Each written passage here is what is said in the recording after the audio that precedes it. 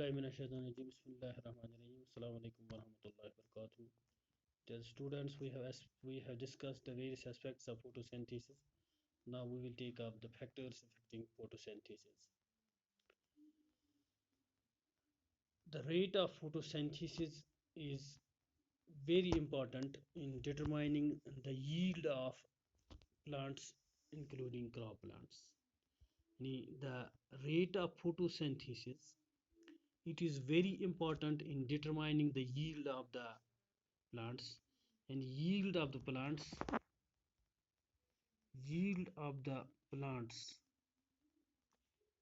depends upon the rate of photosynthesis in a plant. This photosynthesis, it is under the influence of several factors, both internal as well as external factors. And the rate of photosynthesis is under the influence of, it is controlled by, it is determined by several factors. These factors have been broadly divided into internal and external factors. External and internal factors. The various external factors affecting photosynthesis are light, temperature, carbon dioxide, water, and oxygen.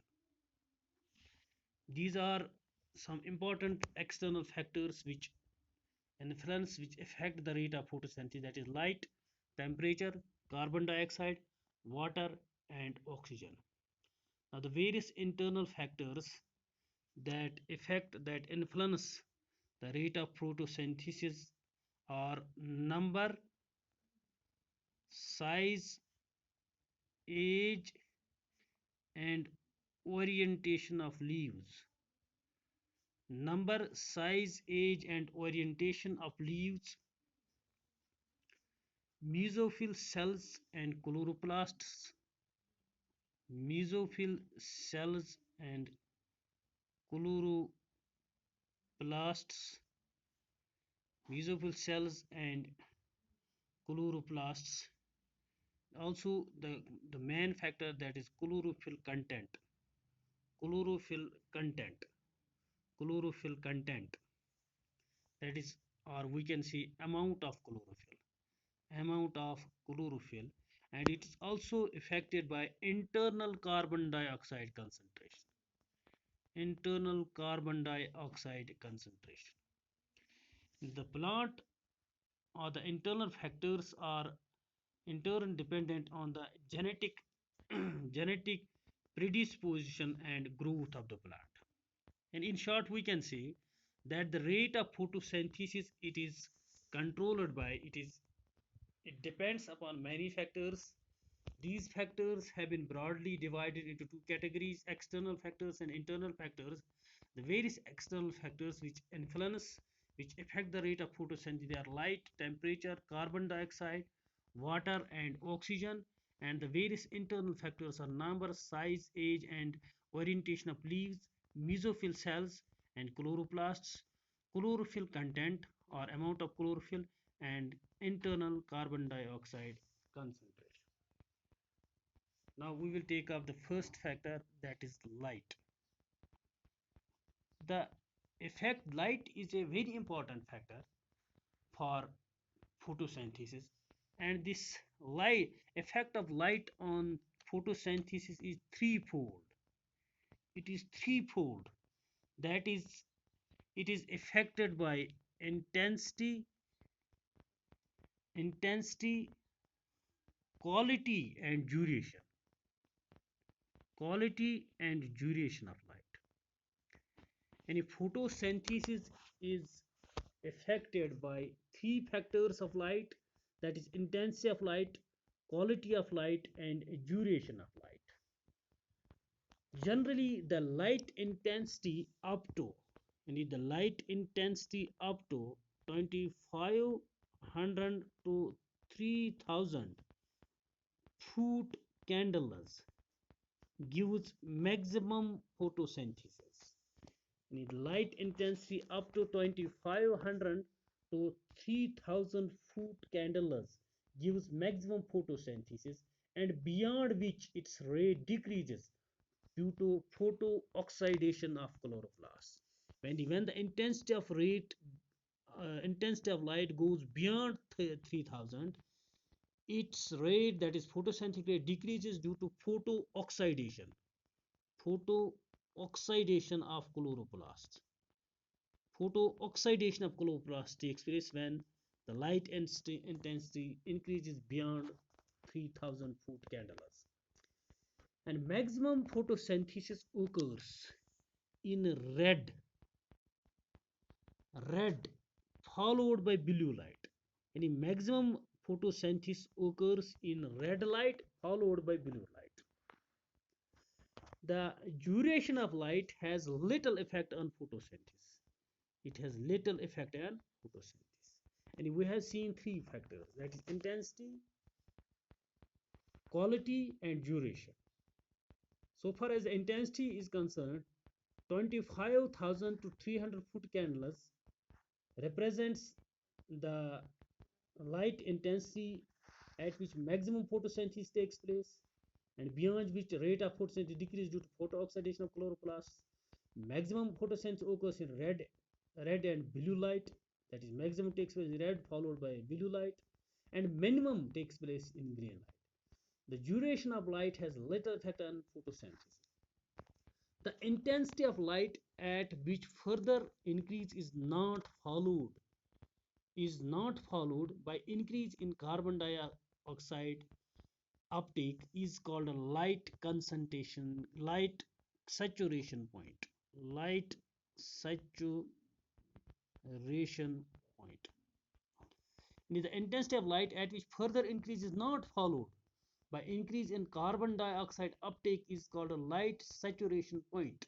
Similarly, when photosynthesis, that is carbon uptake, equals respiration, that is carbon dioxide release, it is called carbon dioxide compensation point. Carbon dioxide compensation point. And we have two compensation points. One is light saturation point, another is carbon dioxide compensation point. The intensity of light at which further increase is not followed by increase in carbon dioxide uptake is called a light saturation point. And the photosynthesis, that is carbon dioxide, when photosynthesis, that is carbon dioxide uptake, equals respiration, that is carbon dioxide release, is called a carbon dioxide compensation point. This is the first factor, that is light. Now second factor, that is temperature. The optimum range of temperature lies between 25 to 35 degrees Celsius. And the optimum range of light temperature for photosynthesis 25 to 35 degrees Celsius. Below 25 degrees Celsius, photosynthesis decreases, and at high temperature, that is above 35 degrees Celsius, enzymes are denatured. Enzymes are denatured, and hence photosynthesis rate declines. Photosynthesis rate, synthetic rate declines. And below 25 degrees Celsius, rate of photosynthesis decreases, and above 35 degrees Celsius, photosynthesis rate also decreases due to denaturation of enzymes. However, in some bryophytes can perform photosynthesis at 35 degrees Celsius, and some algae can do it at plus 80 degrees Celsius. At low temperature, stomata does not open, enzymes are inactive, hence photosynthesis declines. And exceptional cases are always there. For example, algae, they can undergo photosynthesis even at 80 degrees Celsius, as we have seen some blue green algae. And similarly, some bryophytes can perform photosynthesis at minus 35 degrees Celsius. Now the third factor is, that is carbon dioxide. The carbon dioxide concentration directly proportional to the photosynthetic rate. However, higher carbon dioxide concentration is toxic to plants. It was proved experimentally on tomato plant. Any carbon dioxide concentration is directly proportional to photosynthesis. But when this carbon dioxide concentration increases, it becomes toxic to the plants. This toxicity of higher carbon dioxide concentration to the plants, it was proved in experimentally on tomato plants. While experimenting on tomato plants, it was proved that when carbon dioxide concentration increases, it uh, it becomes toxic to the plants. Number fourth factor is that is water. This water is a reactant in photosynthesis, as we see, reactant in photosynthesis. A decrease in water content causes loss of turgor, thereby closing down the stomata. Any decrease in the concentration of water, amount of water, it decreases the rate of photosynthesis due to loss in turgidity of the cells, God cells, thereby closing stomata. When stomata closes, so gaseous exchange does not take place and photosynthesis does not take place. Number fifth factor is oxygen.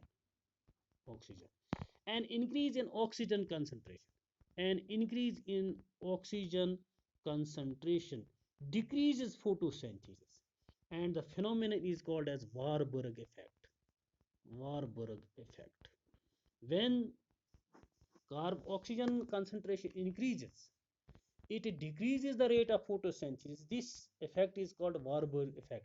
As we have seen, when oxygen concentration increases, the ribosco enzyme, it loses its affinity towards carbon dioxide and gains its affinity towards oxygen, and photorespiration takes place. Photorespiration is a process during which no energy is produced. During which no energy is produced, that is, as we have seen, that is a wasteful process. That means higher oxygen concentration brings about the process of photorespiration that decreases the photosynthetic efficiency of the plants. The explanation to this problem lies in the phenomenon of photosynthesis, respiration and respiration, which we have already photorespiration we have already experienced. This is all about the external factors. Now, number second fact, that is internal factors. Out of the internal factors, I have already told you number, size, age, and orientation of the leaves affect photosynthesis, mesophyll cells, and chloroplasts. But the most important factor is that is chlorophyll content. The amount of carbon, when we see chlorophyll is a very important factor for photosynthesis. The amount of carbon dioxide fixed by a gram of chlorophyll in an hour is called photosynthetic number. The carbon dioxide amount of carbon dioxide fixed by a gram of chlorophyll in an hour in an hour is called photosynthetic number, or it is also known as assimilation number. Assimilation number. The amount of carbon dioxide fixed by a gram of chlorophyll in an hour is called photosynthetic number or assimilation number. It varies from species to species. The chlorophyll content is directly proportional to the photosynthetic rate. And chlorophyll content, higher the chlorophyll content, higher will be the rate of photosynthesis. It is directly proportional to photosynthesis. Higher the content of the chlorophyll, and higher will be the rate of photosynthesis. This is the main internal factor which controls photosynthesis. In addition to this photosynthesis also affected by number, size, age, and orientation of the leaves, mesophyll cells, and chlorophyll contents, and also internal carbon dioxide concentration of the all for today. Thank you. Assalamu alaikum.